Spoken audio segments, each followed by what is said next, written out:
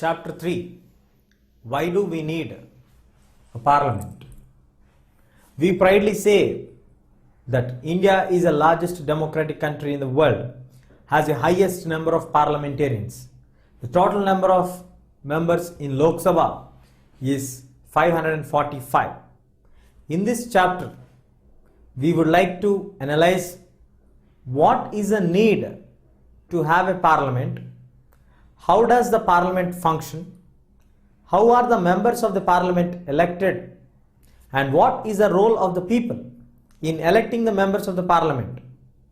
These are the key factors what we are going to discuss in this chapter. Why should people decide? We all know India has set up its parliamentary structure after India became independent in the year 1947. On 15th of August 1947, India attained its independence from the strong colonial rule of the Britishers.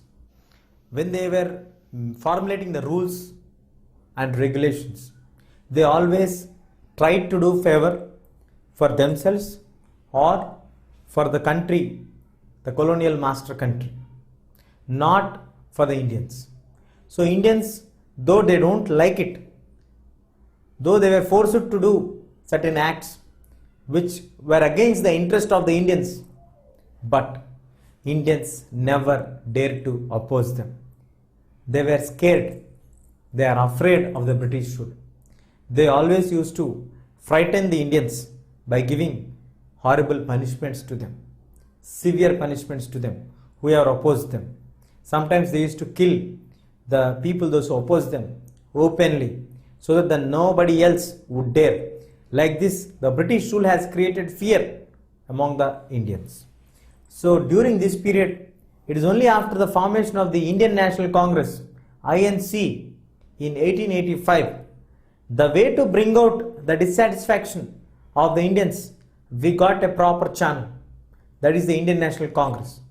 Through that, the Indians started to become united and express their feelings or discontent towards the British rule. So with the growing dissatisfaction, the Government of India Act of 1909 was passed, in which the representation was given for the very few sections of people, or very less percentage of people were incorporated into the administration of the British rule. And here, as the awareness of the people towards the law, and they started to question why are these kind of laws passed against the interest of the Indians. The people's participation was highly restricted when the British rule was in progress.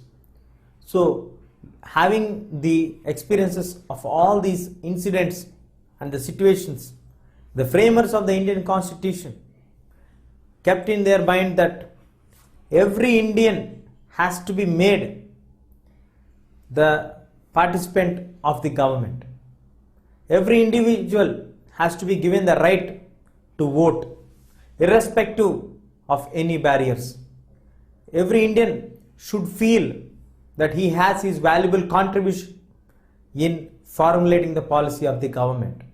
So like this, the framers of the Constitution, looking at the past experiences, what the Indians have gone through, have given the universal adult franchise for all the Indians, irrespective of the caste, color, creed, race, religion, or gender discriminations. Any Indian citizen who attains 18 years of age, irrespective of any discrimination, will be getting the right to vote, through which he can participate and decide in the elections. His vote is very valuable when the time of election comes. So this is the historical background why we need people to decide who should be governing us, who should be the members of the parliament. So all this has come up from our past experiences. Till now we have discussed what is a need, or why should people decide about the members of the parliament or about the government structure? Why should be people playing an important role? That's what we have discussed. We have looked at the historical point of view, why the framers of the constitution has given us the universal adult franchise. Now moving ahead, people and their representatives. People play a very vital role in democracy. Democracy is for the people, by the people, of the people, as rightly mentioned by Abraham Lincoln. Till now we have seen and discussed what is a need for us in our country to give the concept of universal adult franchise.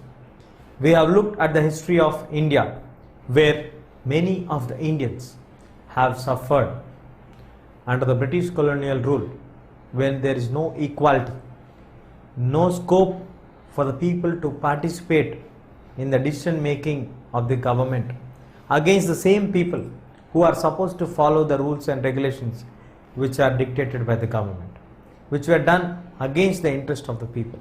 So looking at all these consequences, the framers of the constitution guaranteed to all the people the right to vote, which we call as universal adult franchise.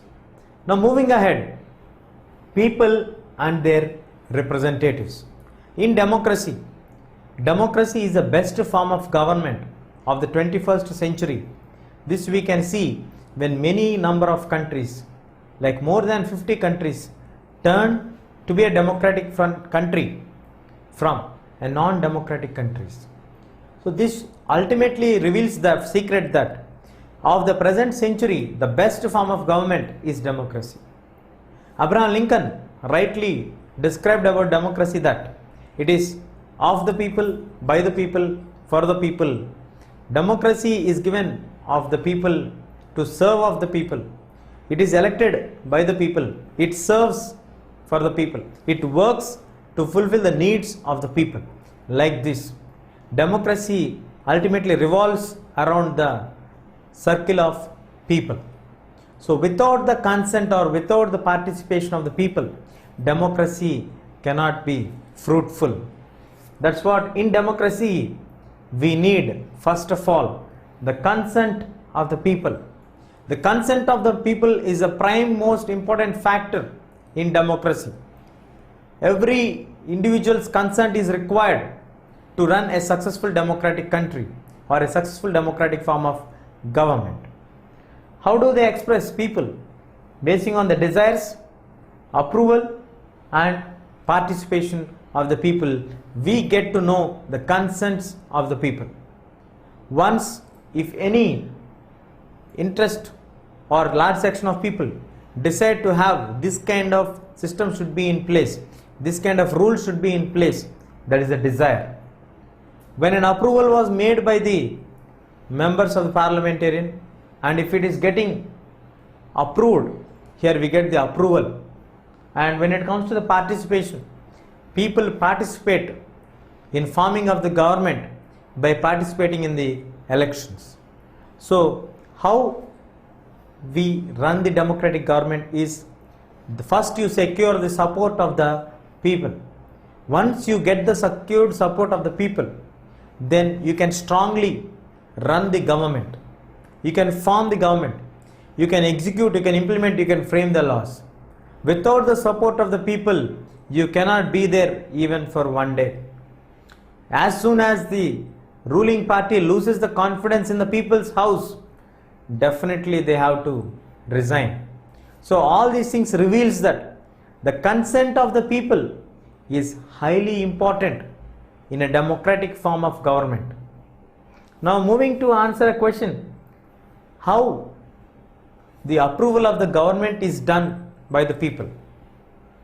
We generally, in order to get approved to anything, we approach to an office, we fill in an application form and we wait for the concerned officer to approve it. So here in parliament or the functioning of the government, how is it being approved by the people? We have 120 crore population. So will the government submit application to all the people? Is it possible? practically it is an impossible task. The members of the parliamentarians are elected directly by the people. People use their universal adult franchise, use their right to vote, irrespective of the caste, color, creed, region or religion, and they approve the candidates to be the members of the parliament, to the Lok Sabha, and the elected representatives of Lok Sabha, Vidhan Sabha, Vidhana Parishad, the state legislative assemblies, all together will elect the members of the Rajya Sabha. So these representatives will approve the bills of the government. The laws will become an act only once they are getting approved by the Lok Sabha and the Rajya Sabha. So Parliament plays a very vital role. Even a single penny cannot be sent or spent without the approval of the Parliament.